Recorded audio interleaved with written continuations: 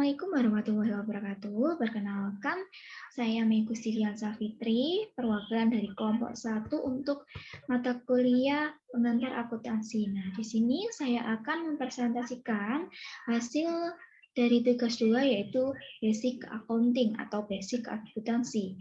Nah, sebelumnya, apa itu akuntansi? Akuntansi dapat didefinisikan sebagai proses pencatatan, penggolongan, pengiktisaran, pelaporan, dan penganalisaan data keuangan suatu organisasi atau perusahaan. Nah, mengenal akun-akun dalam akuntansi. Akun-akun dalam akuntansi itu ada dua, yaitu akun real dan akun nominal. Apa itu akun real? Nah, akun real atau akun permanen adalah akun-akun harta, kewajiban, dan ekuitas, akun-akun yang muncul pada neraca. Nah, di sini ada harta. Harta itu termasuk kas, piutang, deposito, perlengkapan, mesin, ataupun dan lain-lain. Nah, yang kedua itu ada hutang. Hutang ada hutang usaha, hutang bank, hutang jangka panjang, hutang jangka pendek juga, dan lain-lain. Yang ketiga yaitu ada modal. Modal itu yaitu ada modal usaha dan prive. Prive itu merupakan penarikan dari pemilik modal. Nah, yang kedua itu ada akun nominal. Akun nominal atau akun temporer adalah pendapatan, beban dividen. Akun-akun ini muncul pada laporan laba rugi. Nah, pendapatan ini ada pendapatan usaha dan ada pendapatan bunga. Yang kedua ada beban. Beban ini ada macam-macam bebannya. Ada beban gaji, beban listrik, beban pengusutan, dan lain-lain. Nah, sebelum kita mengerjakan soal-soal basic akuntansi, kita harus memahami persamaan dasar akuntansi. Itu ada ini. Ada harta jika bertambah di debit, jika berkurang di kredit. Hutang jika bertambah di kredit, jika berkurang di debit. Modal jika bertambah di kredit, berkurang di debit. Prive ini kebalikan dari modal. Prive merupakan pengambilan uang atau pengurangan modal dari pemilik modal. Prive jika bertambah dari debit dan berkurang di kredit. Pendapatan jika bertambah di kredit dan berkurang di debit. Beban jika bertambah di debit dan berkurang di kredit. Nah, ini kita masuk ke pembahasan soal. Kita akan membahas soal dari PT ACIS. Nah, PT ACIS ini merupakan perusahaan jasa yang bergerak di bidang fotokopi dengan transaksi di bulan Januari 2002 sebagai berikut. Nah, di sini ada beberapa transaksi, mulai dari menyetorkan modal, membeli perlengkapan, penerimaan jasa, membayar tagihan listrik, peralatan, penerimaan jasa fotokopi, dan membeli peralatan fotokopi secara kredit. Nah, untuk membuat jurnal umum, maka yang diperlukan yaitu kita membuat Kopnyas dulu. Di sini ada PT-nya, jurnal umum, sama periode yang kita kerjakan. Jadi kalau di PT ACIS tadi kita mengerjakan di bulan Januari, maka di sini periodenya ditulis periode Januari 2022. Nah, untuk kolomnya sendiri sebagai berikut. Nah, di sini ada tanggal. Tanggal ini diisi sesuai dengan tanggal transaksi. Yang kedua ada nama akun. Nama akun ini akun-akun apa aja sih yang terkait dalam transaksi tersebut. Referensi ini diisi jika nanti kita sudah posting ke buku besar. Debit, jika saldo normal dalam akun ini masuk ke debit, maka ditulis ke debit. Jika ke kredit, ditulis ke kredit.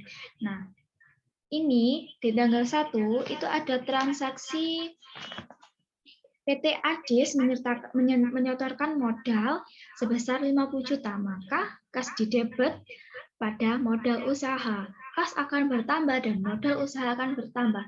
Kas bertambah di debit dan modal usaha bertambah di kredit. Nah, tanggal 3 itu ada transaksi pembelian perlengkapan secara tunai sebesar 7.500.000. Perlengkapan akan bertambah di sisi debit karena harta dan kas berkurang karena membeli perlengkapan sebesar 7.500.000. Kas berada di kredit.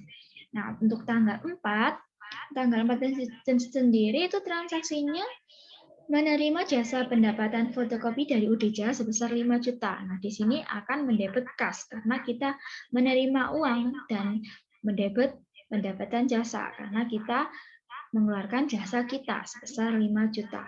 Nah, untuk tanggal 10 ada membayar listrik. Nah, biaya listrik bertambah ada di debit. Membayar menggunakan kas maka akan dikredit. Nah, untuk tanggal 15 itu membeli peralatan. Peralatan merupakan harta, jika bertambah akan didebit dan jika berkurang akan dikredit. Jika membeli peralatan maka akan menambah peralatan, maka di sini akan masuk ke debit. Nah, untuk pengurangannya atau lawannya yaitu kas, karena kita membelinya secara tunai, maka kas kita berkurang sebesar 10 juta. Nah, untuk tanggal 16 kita menerima jasa lagi, atau kita mendapatkan uang dari penerimaan jasa. Nah, di sini kas akan bertambah 4.500.000 karena kita menerima uang. Sedangkan lawannya kita akan mengkredit pendapatan jasa karena pendapatan jasa jika bertambah akan di sebelah kredit. Nah, tanggal 19 ini kita menerima pendapatan jasa, tapi akan dibayar di tanggal 25-nya. Maka ini dimasukkan sebagai piutang karena kita belum terima uangnya. Piutang bertambah akan berada di sebelah debit karena ini harta dan akan mendebit pendapatan jasa sebesar 8.500.000. Nah, untuk tanggal 20 ini PT Arcis juga membeli peralatan secara kredit. Jika kredit, maka tidak akan mengeluarkan uang tunai, maka diakui sebagai hutang usaha. Peralatan bertambah akan di sebelah debit dan hutang usaha bertambah akan di sebelah kredit. Nah, di sini akan mendebit peralatan sebesar 12.500.000 dan hutang usaha sebesar 12.500.000. Nah, tanggal 25 PT Arcis ini juga menerima uang pelunasan dari tanggal 19 sebesar 8.500.000. Nah, menerima uang itu akan menambah kas, maka di sini akan mendebit kas sebesar 8.500.000 dan mengkredit piutang usaha karena piutang usaha kita juga akan berkurang sebesar 8.500.000. Tanggal 28 PT Arcis membayar gaji. Nah, di sini harusnya pembayaran gaji itu biaya gaji bertambahkan di sebelah debit dan di sini tuh maaf harusnya di sini tuh kas. Jadi biaya gaji pada kas sebesar 15 juta. Nah, setelah semuanya selesai kita jumlahin. Dalam satu bulan tersebut ada 10 transaksi. Nah, antara debit sama kredit ini harus imbang. Jika tidak imbang, maka ada kesalahan. Nah, di sini kan udah imbang. Total di bulan Januari sebesar 123.250.000. Debitnya juga begitu. Setelah kita melakukan jurnal umum, maka selanjutnya kita posting ke buku besar. Apa itu buku besar? Nah, buku besar itu adalah perhitungan untuk akun-akun penggolongan. Nah, di sini kan ada kode akun, ada kas, kode akun 11. Nah, ini digunakan untuk kode akun ini jika setelah posting akan dimasukkan ke referensi di jurnal umum. Jadi jika kalian sudah posting kas masuk ke buku besar, maka di sini akan ditulis referensinya kodenya 11, kode kas, betul. Nah, di sini ini merupakan penggolongan dari semua akun-akun.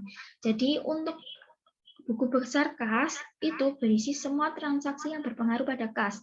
Ada penerimaan modal, ada pembelian perlengkapan, menerima jasa fotokopi. Keluar masuknya kas itu akan dicatat di sini sampai ketahuan di akhir bulan nanti. Nah, saldo akhir kas menunjukkan 42.250.000. Ini nanti yang akan dicatat di neraca saldo per 31 Januari 2021. Ini ada piutang, ada perlengkapan, ada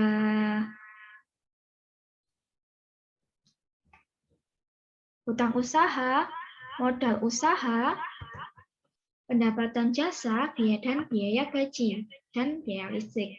Semua akun-akun masuk ke buku besar.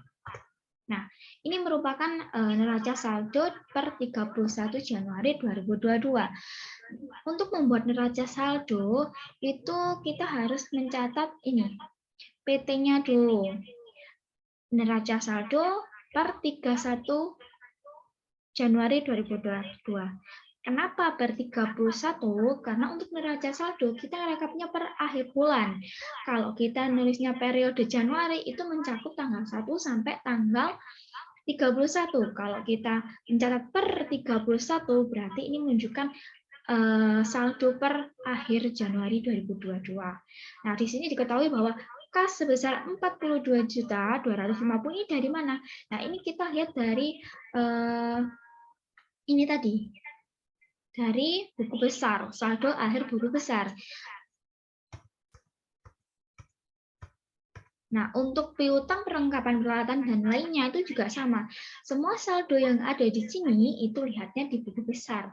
Nah, jika semua sudah masuk ke neraca saldo, kita total semuanya. Debitnya berapa, kreditnya berapa. Ini harus balance atau imbang. Kenapa? Jika tidak imbang, maka ini ada kesalahan.